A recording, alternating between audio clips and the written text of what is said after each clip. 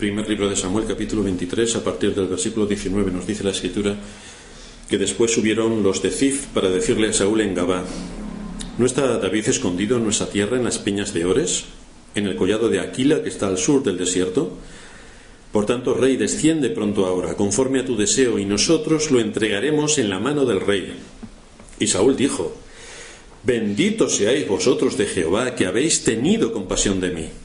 Id pues ahora, aseguraos más, conoced y ved el lugar de su escondite, y quién lo haya visto allí, porque se me ha dicho que él es astuto en gran manera. Observad pues e informaos de todos los escondrijos donde se oculta, y volved a mí con información segura, y yo iré con vosotros, y si él estuviera en la tierra, yo le buscaré entre todos los millares de Judá. Y ellos se levantaron y se fueron a Zif delante de Saúl. Pero David y su gente estaban en el desierto de Maón, en el Arabá, al sur del desierto. Y se fue Saúl con su gente a buscarlos. Pero fue dado aviso a David, y descendió a la peña, y se quedó en el desierto de Maón. Cuando Saúl oyó esto, siguió a David al desierto de Maón. Y Saúl iba por un lado del monte, y David con sus hombres por el otro lado del monte. Y se daba prisa David para escapar de Saúl. Mas Saúl y sus hombres habían encerrado a David y a su gente para capturarlos. Entonces vino un mensajero a Saúl diciendo: Ven luego, porque los filisteos han hecho una irrupción en el país. Volvió por tanto Saúl de perseguir a David y partió contra los filisteos.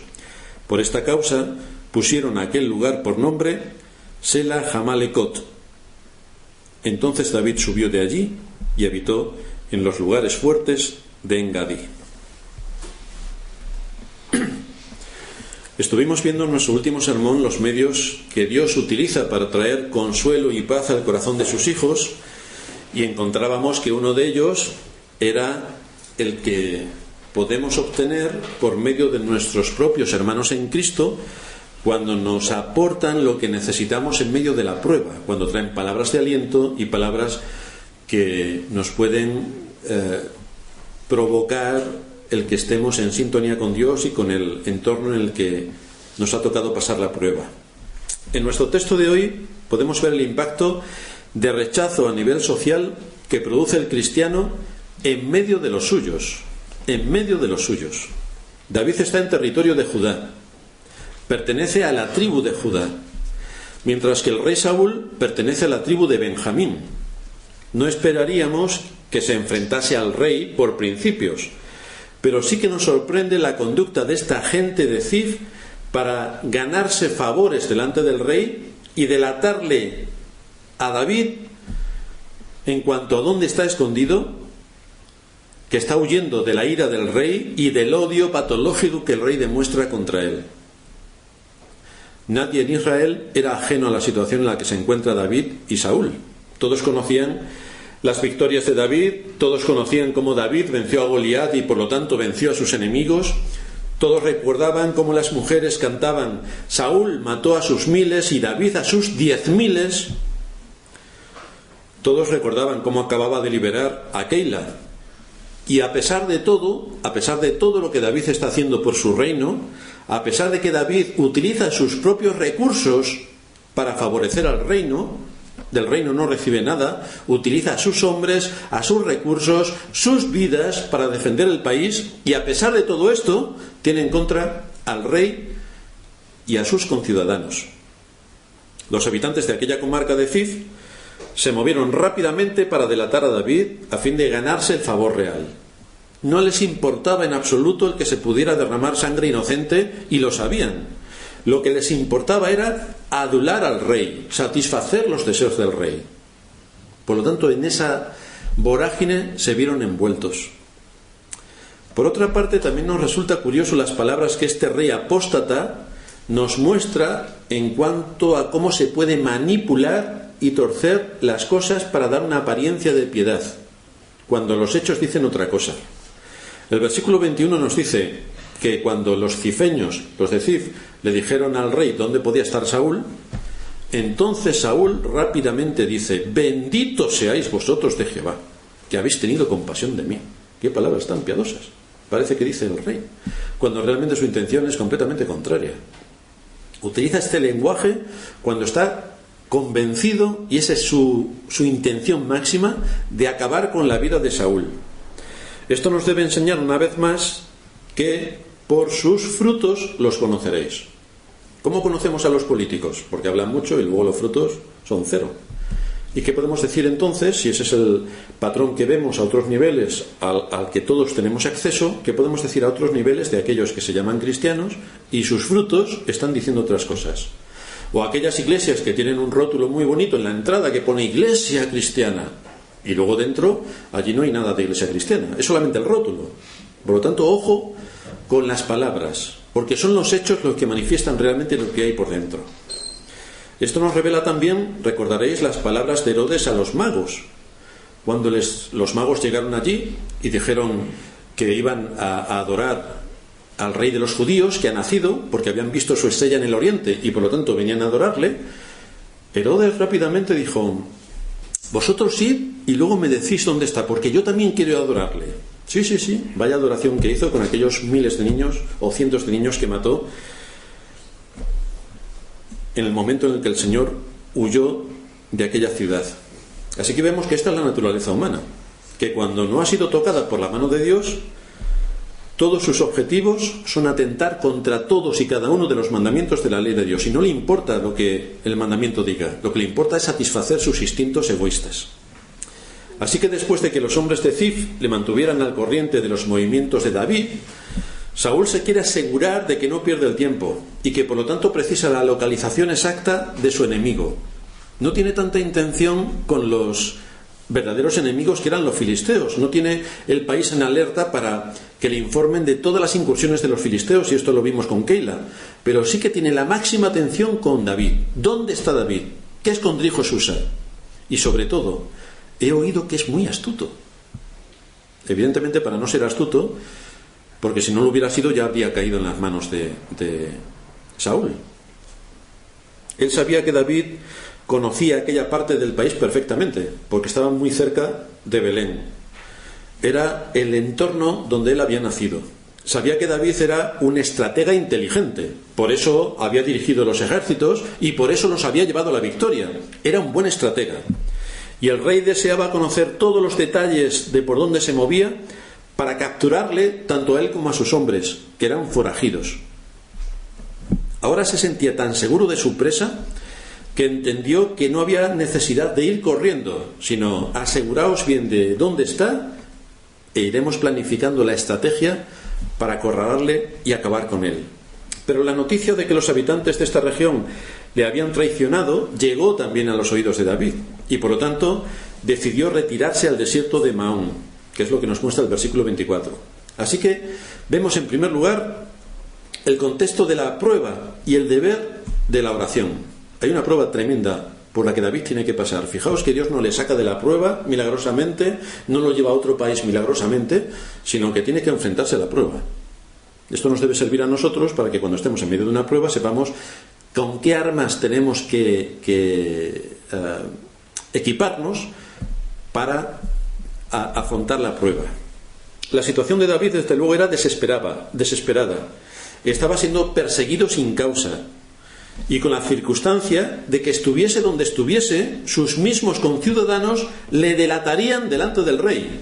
Curiosamente, cuando estaba con los filisteos nadie le delataba, cuando estaba con los moabitas nadie le delataba, y por obedecer al sacerdote y al profeta se encuentra en estas situaciones. El asunto es que David está haciendo su deber, y haciendo su deber tiene que asumir a todo lo que se tiene que enfrentar. Fue en estas circunstancias, como decíamos antes, cuando David escribe el Salmo 54. Masquil de David, cuando vinieron los cifeos y dijeron a Saúl: ¿no está David escondido en nuestra tierra? Y aquí es donde él escribe el Salmo. El rey le persigue. Los de Keila le querían entregar en manos de Saúl. Los de Zif lo traicionan. ¿Cómo se debe sentir el corazón de una persona cuando ve que todo lo que le rodea está en contra de él? ¿Cómo debe sentirse el corazón? Porque nosotros, viéndolo como si fuera una película, no nos sentimos integrados emocional y sentimentalmente con este asunto. Pero David estaba en medio de la situación, con presiones por todos sitios, con traiciones por todos sitios. Y por eso él empieza el Salmo diciendo: oh Dios, sálvame por tu nombre y con tu poder defiéndeme. Empieza la oración, rápidamente. Estoy en medio de enemigos poderosos. Quieren acabar con mi vida. Estoy rodeado. ¿Qué es lo que tengo que hacer cuando estoy en medio de esas circunstancias? ¿Me pongo a orar de rodillas con las manos juntitas y espero que vengan a cortarme la cabeza? ¿O recurro a Dios en oración, pero no dejo de hacer lo que es mi deber para presentar batalla ante la situación que tengo delante de mí? David estaba en una posición fuera del alcance de la asistencia humana, es decir, no podía esperar que viniera un ejército de los moabitas o de los filisteos para defenderlo. No, estaba con sus 600 hombres y él. Y solo podía confiar en aquel que desde pequeño le protegió en medio de todas sus batallas, quien le protegió con los osos y los leones, quien le protegió de Goliat, quien le ha protegido hasta este momento del rey. Por lo tanto, David tenía que suplicar al Dios Todopoderoso para que le equipase en medio de la batalla. Sin ningún preámbulo, veis que David se va directo al grano. Sálvame, oh Dios, sálvame por tu nombre. Directamente, no empieza con los preámbulos, florituras, no. Hay una necesidad y urgentemente eleva su voz ante el trono de la gracia. No encuentra otro refugio sino en Dios. Así que su apelación es en base al nombre de Dios. Sálvame por tu nombre. Un nombre glorioso que representa la suma de todos sus atributos, a lo cual se añade el poder que tiene para librarle. Pero David no está pensando en milagros. Está pensando en cómo Dios le tiene que instruir, enseñar y fortalecer para saber cómo estratégicamente tiene que salir de la situación. Esto nos expone a la conciencia de David, que entiende con total sentido de la justicia que es inocente de esta persecución implacable a la que está siendo sometido. Y por eso nos dice en el versículo 2: oh Dios, oye mi oración, escucha las razones de mi boca. Está argumentando, me están persiguiendo sin causa. Estoy en una situación en la que no tengo culpa ninguna. Por lo tanto, suplica a Dios que le ayude en medio de esta situación tan absurda. Lo cual nos muestra también que tenemos que exponer ante el trono de la gracia nuestras peticiones definidas. Señor, gracias por todo lo que me das. En el nombre de Jesús, amén. No. ¿Qué es lo que me das? ¿Qué es lo que obtengo de ti? Porque si yo no defino todo lo que Dios en su misericordia me da, seré inconsciente de todo lo que recibo de Él. Me da unos padres, me da unos hijos, me da un esposo, una esposa, me da una iglesia, me da un trabajo, me da salud, me da todos los días para comer. Tengo que hacer una relación de los beneficios que obtengo por parte de Dios, y por lo tanto, cuando yo haga la lista de los beneficios que Dios me da, entonces puedo calibrar la magnitud de sus misericordias. Estamos hablando con nuestro Padre, y esto es lo que está haciendo David.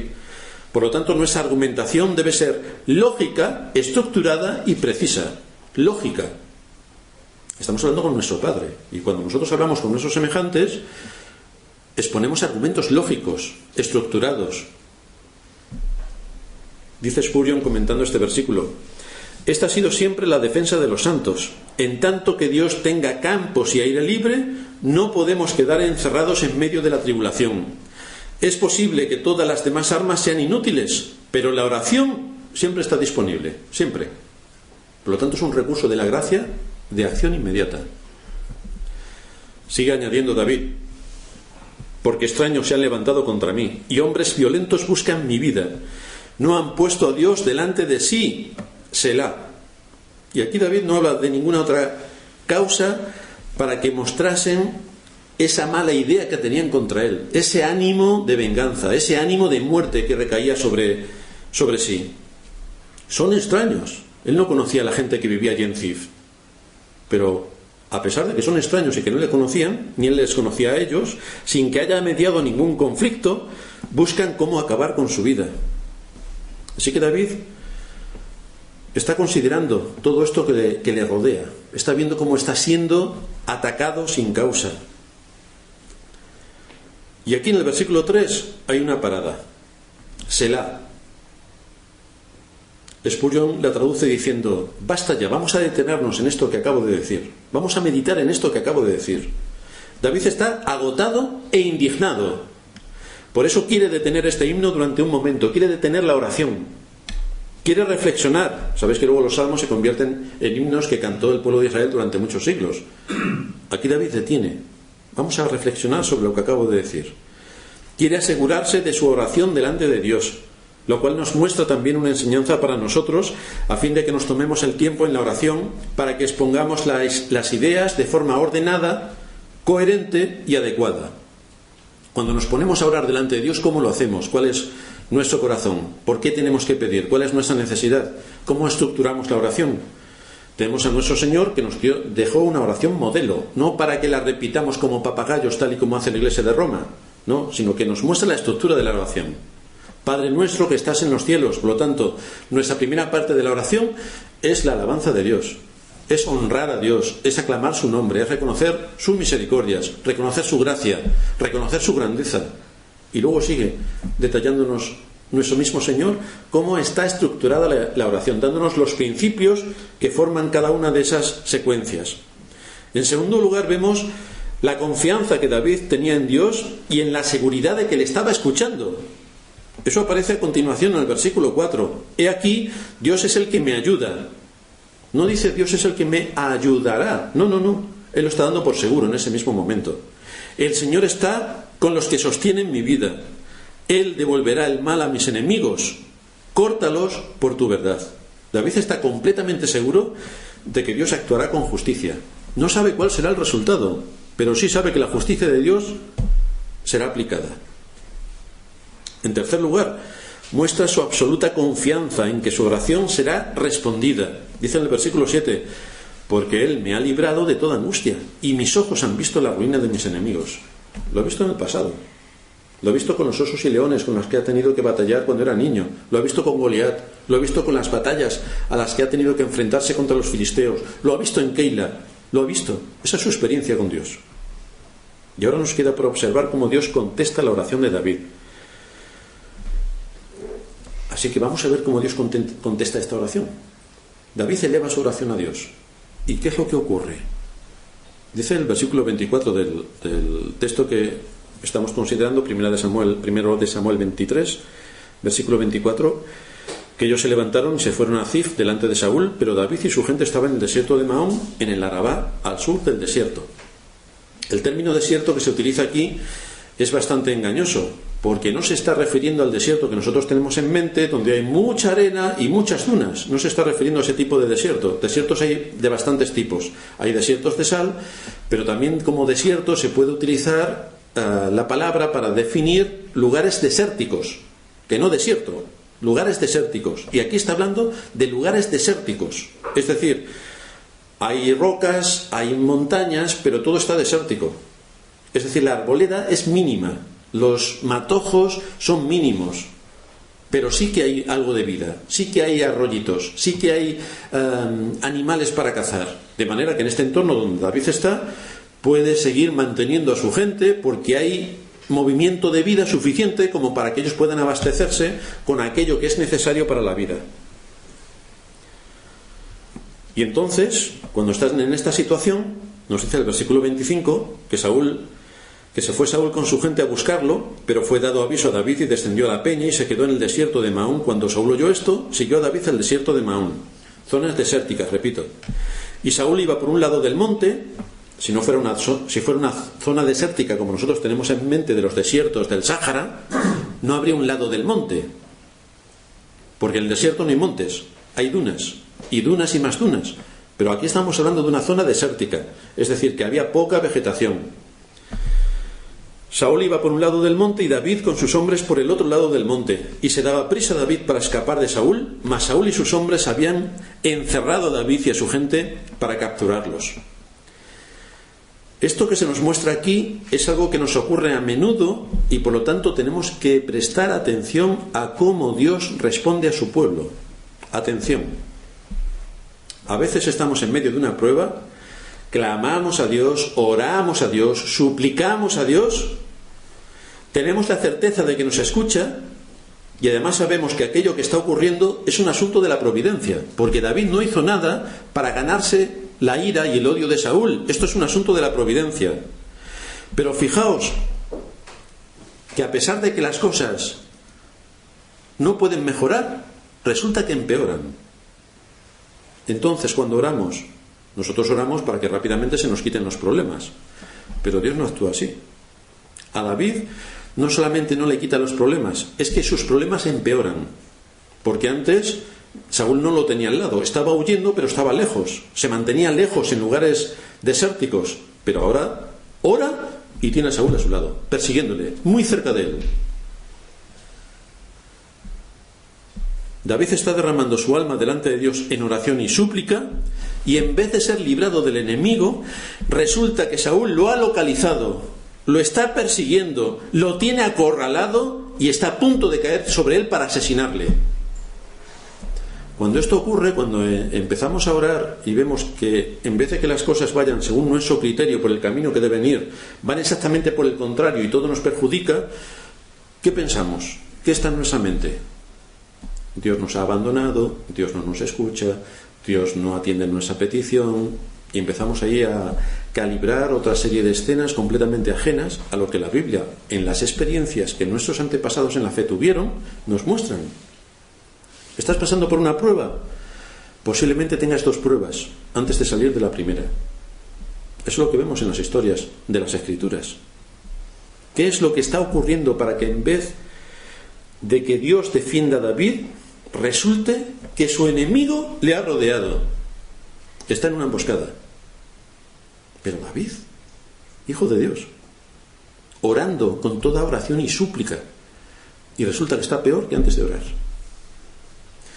¿Qué ocurre, por tanto, en medio de nuestras pruebas para que en vez de salir cuanto antes de ellas, resulta que cuanto más oramos, más hundidos estamos, más presión tenemos?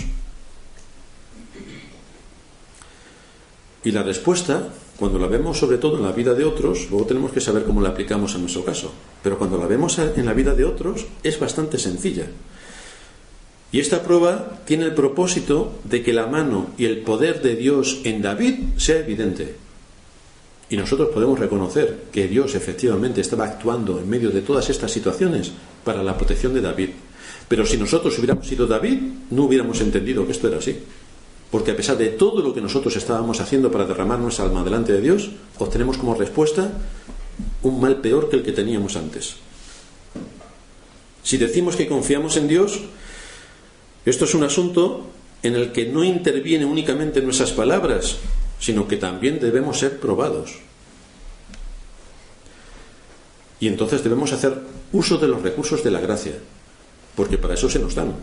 Se nos dan los recursos de los medios de gracia para que los tomemos y los apliquemos en la prueba en la que estamos inmersos. Así que David se encuentra, a pesar de su oración, de su inocencia, de su valor y de todo el despliegue que ha hecho de los medios de gracia, a pesar de todo, se encuentra en una situación peor que antes. Saúl y sus hombres prácticamente los habían envuelto. Solo una montaña, o más exactamente, un acantilado los separaba. Escapar de esta ratonera era enormemente complicado, casi imposible.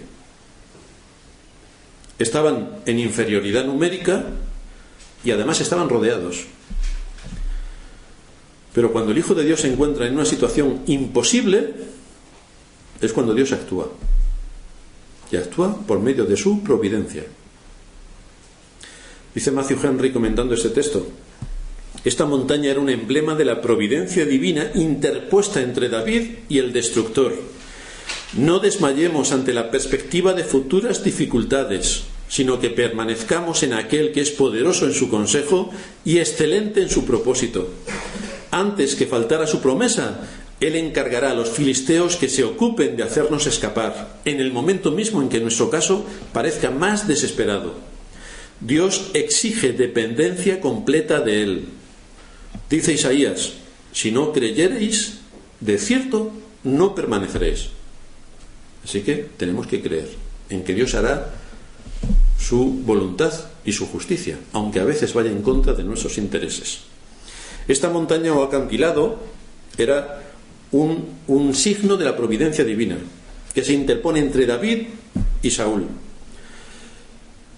Unas pocas horas más y Saúl con su ejército habría cerrado la emboscada. Pero es aquí cuando ocurre algo sorprendente, la providencia trabajando. ¿Qué es lo que ocurre cuando Saúl está a punto de caer sobre David? Cuando lo tiene acorralado, cuando el fin es inminente, ¿qué es lo que ocurre? Entonces vino un mensajero a Saúl diciendo: ven, porque los filisteos han hecho una irrupción en el país. Por lo tanto, Saúl se ve obligado a desistir de la persecución que tenía contra David, y nos dice el texto que volvió por tanto Saúl de perseguir a David y partió contra los filisteos. Por esta causa pusieron a aquel lugar por nombre Sela-Jamalecot, que significa el despeñadero de la división. Allí se dividió. David por una parte, Saúl por otra. En la providencia de Dios, los filisteos entraron una vez más en territorio israelita, y esto requería la acción inmediata del ejército. Y es por esa razón que Saúl tuvo que desistir. De manera que el mal que estos enemigos de Israel hicieron, Dios lo convirtió en bien para su hijo David, justo en el momento en el que parecía que llegábamos al final de la historia. Fin de la historia. Pues no. No olvidemos que Dios ungió a David para ser rey de Israel, y el propósito de Dios se cumplirá. A pesar de todas las batallas que tuvo que afrontar David, a pesar de que estaba perseguido para acabar con su vida, a pesar de las 1000 cosas que habían en su contra, Dios cumplió su propósito. Nada pudo impedir su propósito. Ahora, David no llegó al trono de Israel de forma milagrosa. No, llegó al trono de Israel después de muchas batallas y de poner en riesgo su vida muchas veces. Lo cual nos indica también que cuando nosotros entremos a nuestra morada celestial, no lo haremos sin pasar por muchas batallas y sin sufrir lo indecible. En segundo lugar, vamos a ver la forma en la que Dios actúa en medio de nuestras pruebas. Aquí vemos cómo, sin enfrentarse al ejército de Saúl, David fue librado de su mortal enemigo. Dios escucha y contesta a la oración de su pueblo, a su tiempo y con sus métodos. Esto es la norma general de las Escrituras. A su tiempo y con sus métodos. No a nuestro tiempo y con nuestros métodos, sino al suyo. Pero tenemos que aprender a descansar en Dios cuando hemos hecho todo lo que está al alcance de nuestra mano. Dios puede detener, refrenar a cualquiera de sus criaturas, a cualquiera de los elementos de su creación. Pero Dios no puede ser detenido por nada. Los propósitos de Dios no tienen un tope a partir del cual no pueden seguir, sino que Dios no puede ser impedido en sus propósitos eternos. Lo que Él dice se cumple, sí o sí. Así vemos que lo único que puede detener el pecado que sale de la naturaleza corrupta del hombre es el poder de Dios, que es quien limpia al hombre de su pecado. Ahora bien, no todos los hombres son detenidos por Dios de la misma manera en cuanto al mal que quieren hacer. A algunos Dios les deja que se entreguen al pecado que quieren hacer. Y así vemos a Caín. Dios le dejó a Caín que matase a Abel. Dios dejó a Judas que entregase a Cristo y que acabase muerto. Que Dios detenga al hombre en su maldad es un acto que viene de la misericordia de Dios. Y esto es lo que aquí tenemos con Saúl, cómo Dios lo detiene en su maldad. Pero hay otras historias en las que Dios no detiene a los hombres de cometer sus actos más viles, repito, como en el caso de Caín, que efectivamente mató a Abel. Para detener a los hombres en sus pecados, Dios actúa de formas diferentes cuando trata a sus hijos respecto a aquellos que no son sus hijos. Hay dos tratos de Dios diferentes para retener el pecado en sus hijos que en los que no son sus hijos. En primer lugar, hay una diferencia en la fuente que restringe el mal. Todos sabemos que Dios como creador es quien sostiene toda la creación y quien sustenta todas las cosas por la palabra de su poder, de manera que el universo no podía estar funcionando como hoy está si no fuera porque Dios por medio de su palabra lo mantiene. Todo funciona en el universo porque Dios por su palabra lo mantiene. Parte de ese cuidado que por su providencia ejerce sobre toda la creación del mundo visible se lleva a cabo en cómo restringe los pecados y los males de los hombres para que no hagan todos los males que pueden cometer. Dios restringe a los hombres en sus pecados. Todos recordaréis de cuántas veces intentaron matar al Señor sus conciudadanos, los religiosos de la época, todos los que eran sus enemigos. Lo quisieron matar en multitud de ocasiones. Pero Dios en su providencia no permitió que esto ocurriera hasta que llegó su hora. Y el Señor en muchas ocasiones les dice: todavía no ha llegado mi hora, todavía no ha llegado mi hora. Hasta que hay un momento en el que Él dice: ahora sí que ha llegado mi hora. Pero todo eso entra dentro de la providencia de Dios. Dios no deja totalmente a sus criaturas que están presas de la esclavitud del pecado para que hagan todo el mal que son capaces de hacer, sino que en su poder restringe el progreso de su maldad, restringe el progreso de lo que el corazón de los seres humanos quiere hacer y les impide que puedan llevar a cabo lo que desean. Pero hay una restricción que no proviene de la providencia. Hemos visto en el caso de Saúl como por medio de la providencia Dios restringe el mal que él quería hacer, matar a David. Pero hay otras ocasiones en que la restricción del mal no procede de la providencia de Dios, sino de la gracia salvadora de Dios que aplica sobre el corazón de su pueblo. Entonces ya no interviene la providencia para restringir el mal que pueden hacer las personas, sino que interviene el corazón, que restringe por la enseñanza y el poder del Espíritu Santo el que no hagamos lo que potencialmente podríamos hacer. Esto es lo que recoge parte de la oración del Padre Nuestro que eleva a nuestro Señor: no nos metas en tentación, mas líbranos del mal. Esta es la petición de los hijos de Dios a su Padre, y esto es lo que hace Dios como Padre hacia sus hijos: no nos metas en tentación. Esta es nuestra oración: no nos metas en tentación. Así que sobre los hombres que son enemigos de Dios, los que no han sido llamados a la salvación, Dios restringe su pecado a través de la providencia. Pero los que son hijos de Dios, lo que restringe su pecado es lo que hay en su corazón, la llama del Espíritu, que restringe el que pueden hacer o el que podamos hacer lo que no debemos. En segundo lugar, vamos a ver cómo esta diferencia también se observa en todas las operaciones que Dios hace en el corazón de los hombres. Dios hace diferencia entre sus hijos y los que no son sus hijos en cuanto a cómo actúa el pecado y en cuanto a la impresión que produce en el alma. En los hombres que son impíos, los que son ajenos a Dios, Dios los detiene, como en el caso de Saúl, repetimos, por aspectos providenciales. Cambia sus planes. Ha habido una incursión en Israel, cambia sus planes, no puede hacer lo que tenía previsto hacer con toda su fuerza, cambia sus planes. Pero los hijos de Dios son restringidos principalmente por la naturaleza espiritual que hay en ellos. Aquí tenemos ejemplos de aquellos que no eran hijos de Dios y a quienes Dios puso freno en sus propósitos. Saúl es un caso elocuente. Y por otra parte tenemos la situación distinta.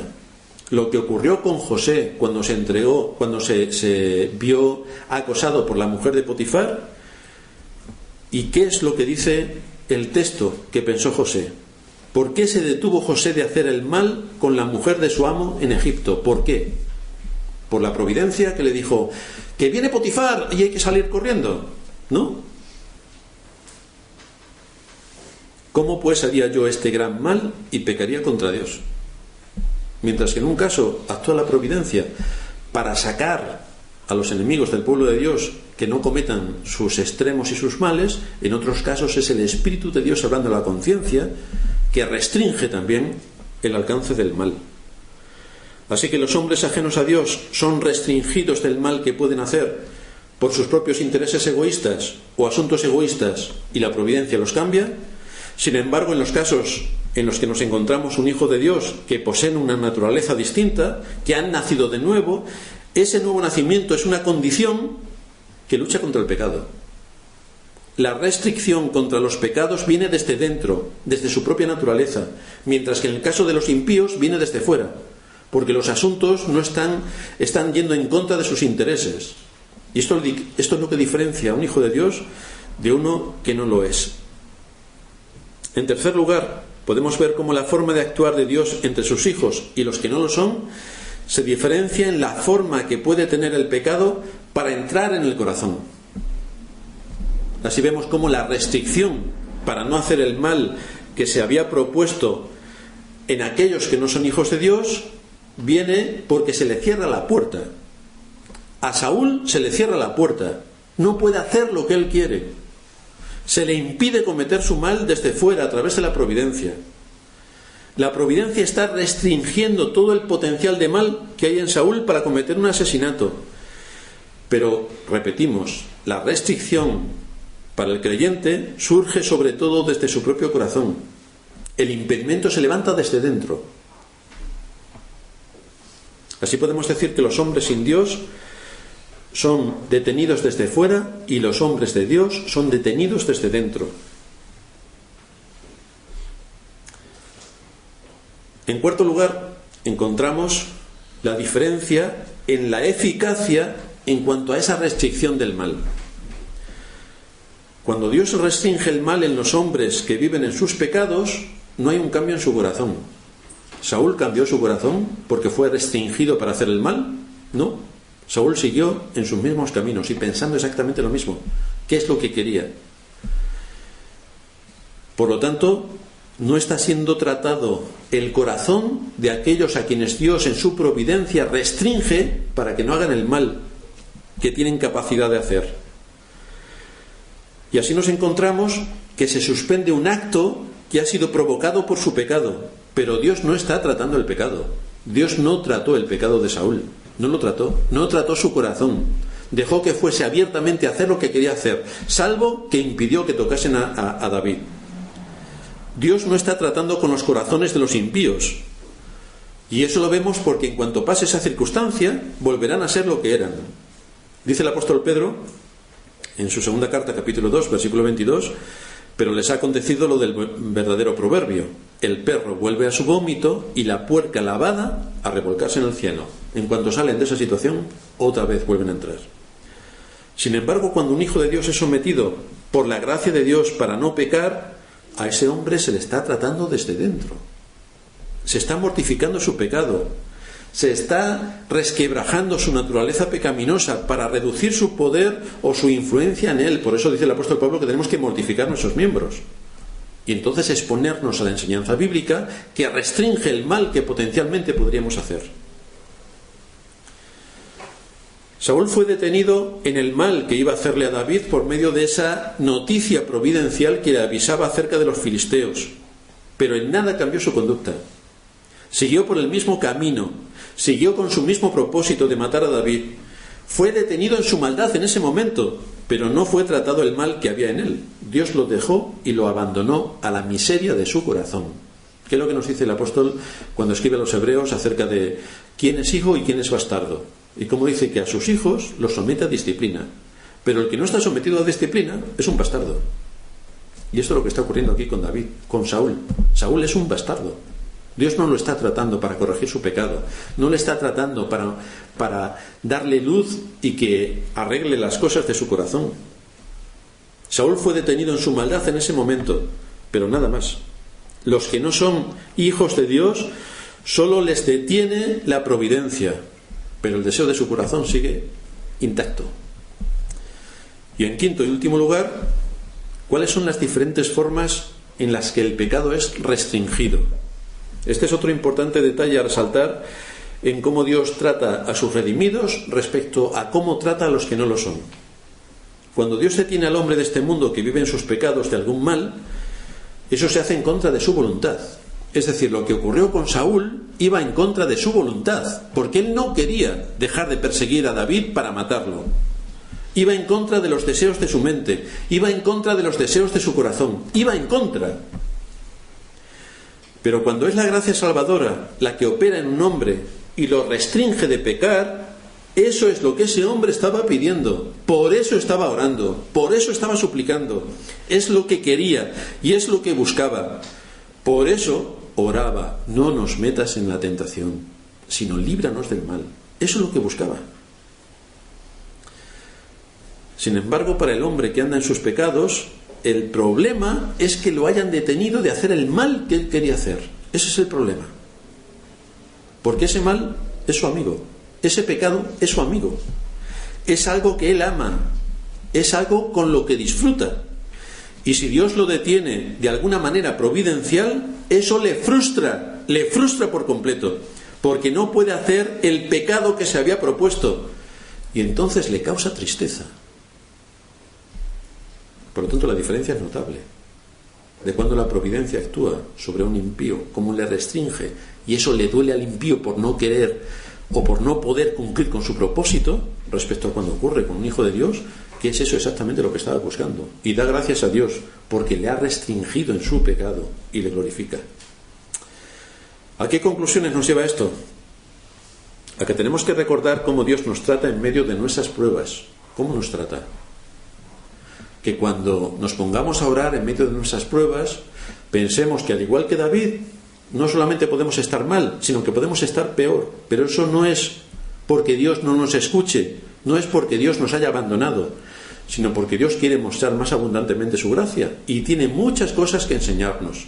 Así que no nos desanimemos, no nos desalentemos, no nos hundamos en la miseria, porque Dios, nuestro Padre, está tratando con nosotros.